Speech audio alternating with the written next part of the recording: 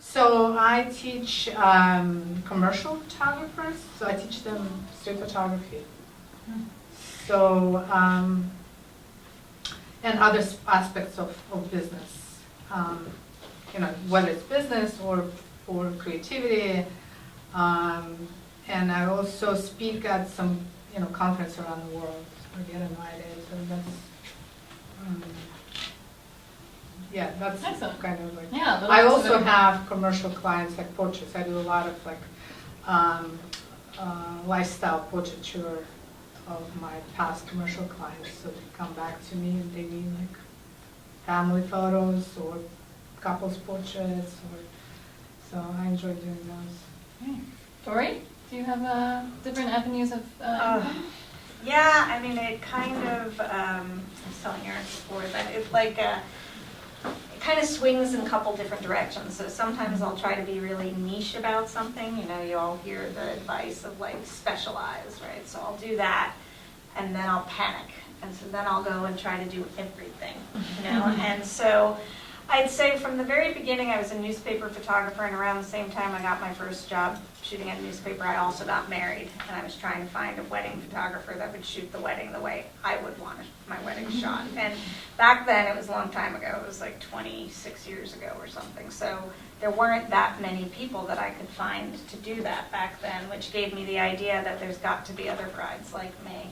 So I started a business with another photojournalist. We lived in New Mexico, and we should be retired by now if we had played it all right, but we played it all wrong. And we both just didn't really want to be wedding photographers, right? And so he's a fine artist, and also he's now a food photographer. And so we had this business, and it's called Shoot the Cake, and we've had it for a long time. And it's been this sort of love-hate relationship of mine that I sometimes do it, sometimes I don't. So that's been part of how I make money. I used to say I shot everything but cars and porn, but then I went to Cuba, so I shot cars, and I shot boudoir recently. I guess I sort of do it all now. And yeah, but it's not easy. I have an older daughter who was a competitive gymnast, and at a certain point she was working out 20 hours a week at the gym. And I said to her, do you still enjoy this? And she said, Mom, to be a gymnast, to like this kind of pain, you have to have something wrong with your brain. And I have that thing wrong with my brain, so yes, I enjoy this. And I would have to say that that's a perfect definition for me and my relationship with photography. That I have to be a little bit crazy to still, I love it enough to deal with the uncertainty and instability. That's not true for all photography. I think these guys have a very, very steady job, it sounds like, and you do too, but I think as a journalist, it's always a hustle. It's been like, it's like hustling. I have gray hair. Do either of you have different avenues of work that are not just something? I started producing a lot more lately. Shoots and events, Right. Or the photography around events. So I'm actually not shooting myself, but I'm hiring people. Mm-hmm. And that's actually been very interesting.